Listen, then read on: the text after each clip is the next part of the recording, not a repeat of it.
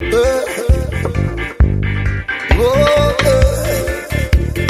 say this a do or die affair, but we don't want nobody to come scatter ground for gear. Vote not fight, that's what we want in this year. In this election time, we want a peaceful atmosphere. This documentary is going to deal with abandoned projects in Warri North local government area of Delta State. The first one we looked at was the Ugbenu-Koko road dualization project. In his briefing on Tuesday, February 21st, 2012, the then Commissioner of Works, Chief Solomon through Kekeme, announced to the press that the project began in 2008.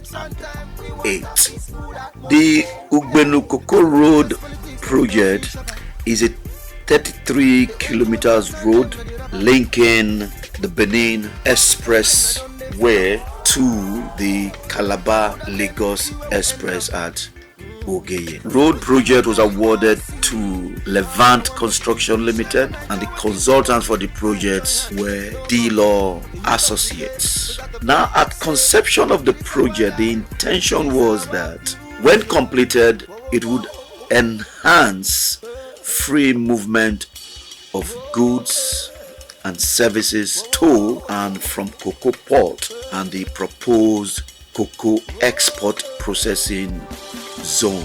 The road would also provide improved access to the ongoing Koko-Ugbenu road and hence the proposed coastal road project from Calabar to Lagos. And from what you can find in this video, you see that this road has long been abandoned at the Koko axis without getting to UBA.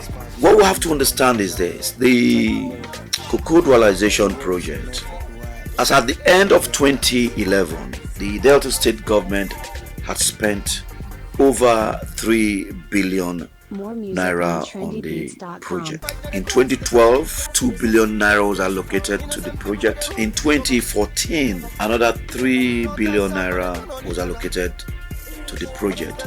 So by the time Udwara's government was rounding up, by the end of 2014, over 8 billion naira had been spent on the project. Now, another project we didn't get to the site, but it's a project that all Deltans know about, that is the public-private partnership project for the construction of the cocoa export free zone, which is a free trade zone. That project, as at 2010, 500 million naira was allocated to the project. In 2012, another 2 billion naira was allocated to the cocoa export zone project. And in 2013, 7 billion naira was allocated to the project. Now, this project, which is the cocoa export free zone project, was conceived as public-private partnership project. As at 2013, the Delta State government had expended approximately 10 billion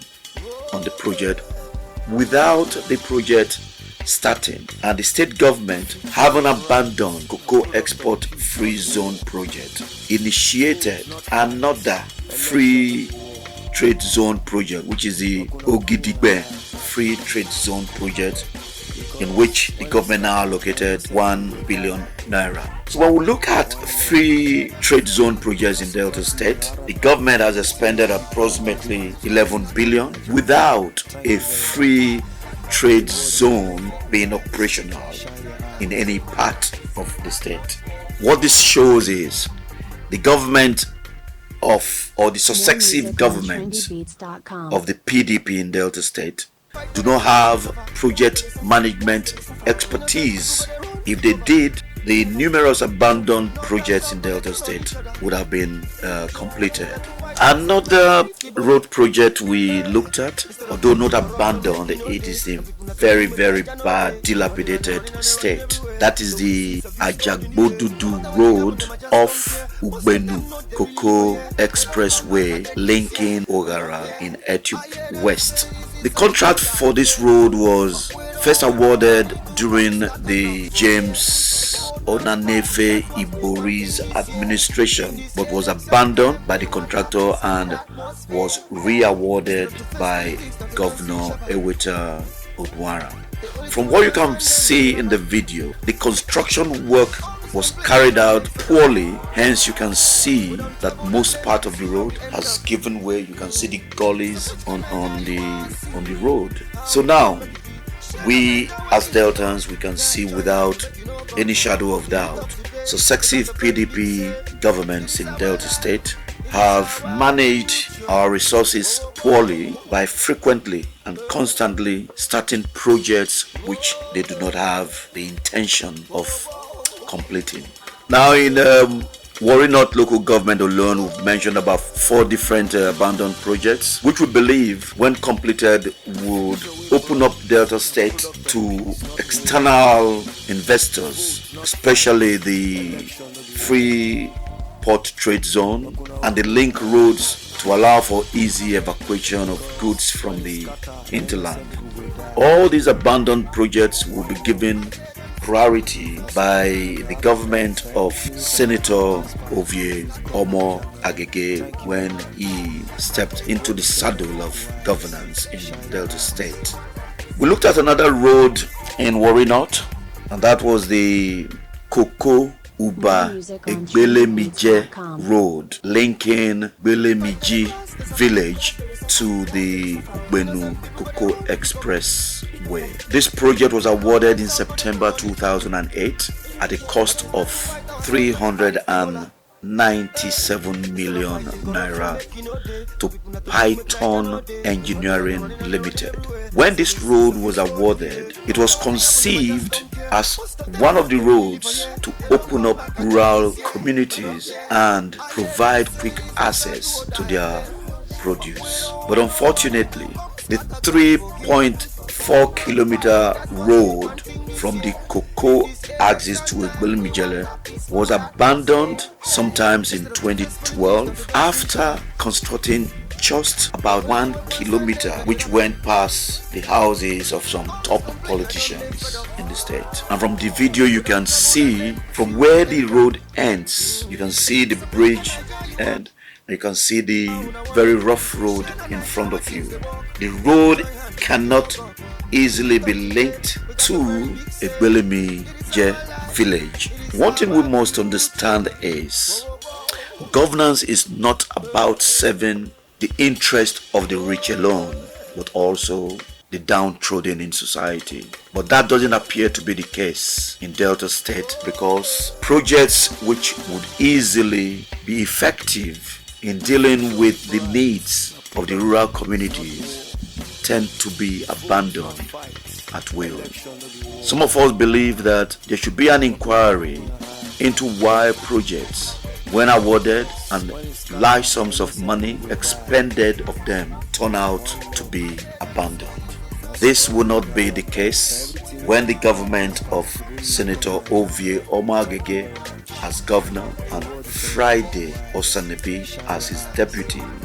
Every money spent in Delta State will be spent wisely and with the involvement of project management experts. All projects that are conceived and come off the drawing board will be completed for the benefit of Deltas. The spate of abandoned project continued in our visit to Warri North. Another very worrisome site is the Koko Township Stadium, started under the administration of Governor James Onanefe Ibori.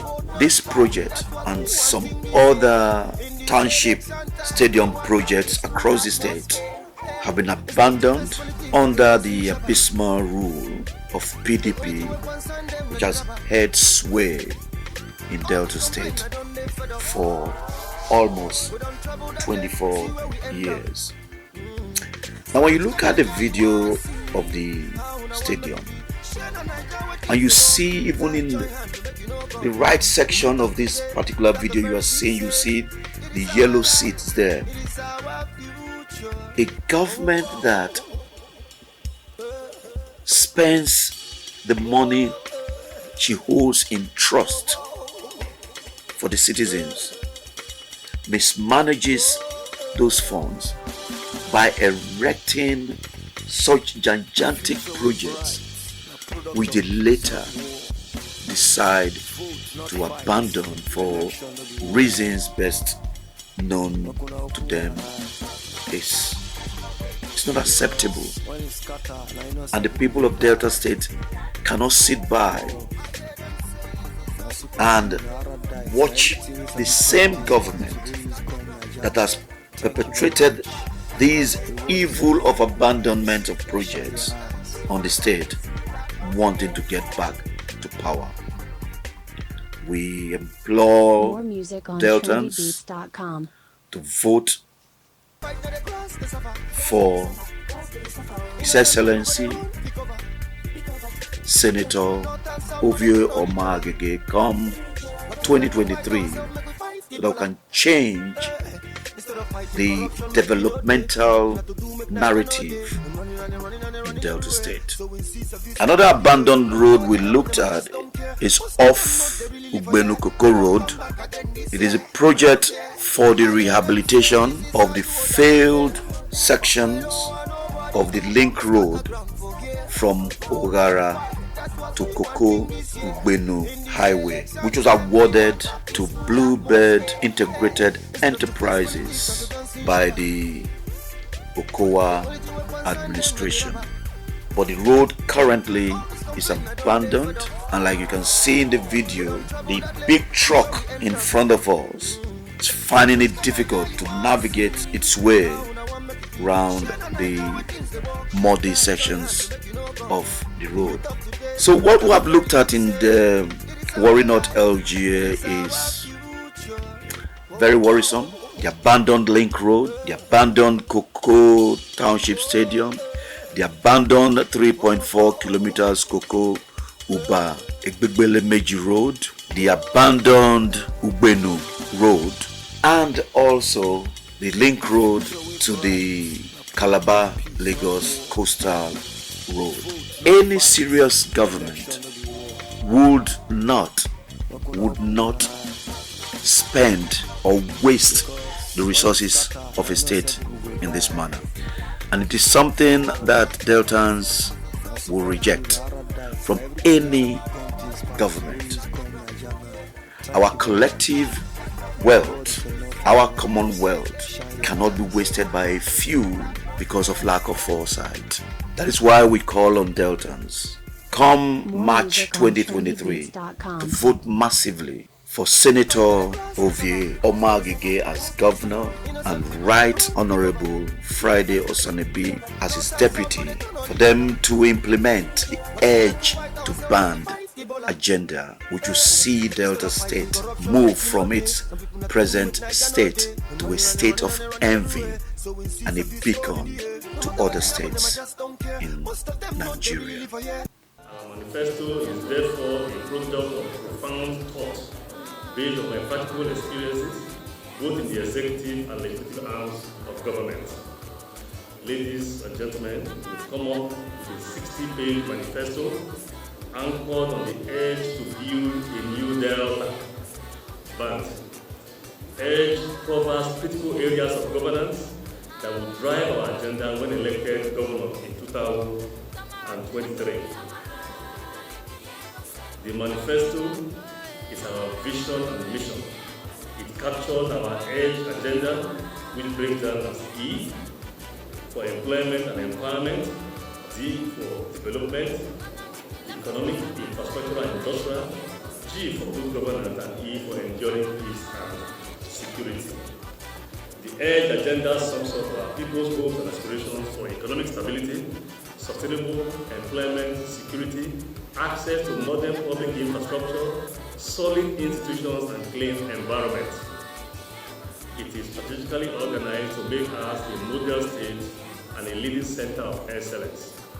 With EDGE, we bring credibility, efficiency, and trust back to governance. It is the ultimate paradigm shift to reform our public service, cut the cost of governance, eliminate waste, and deny corruption and other crimes, comfort and safety in our governance architecture. EDGE agenda is our firm promise and its success.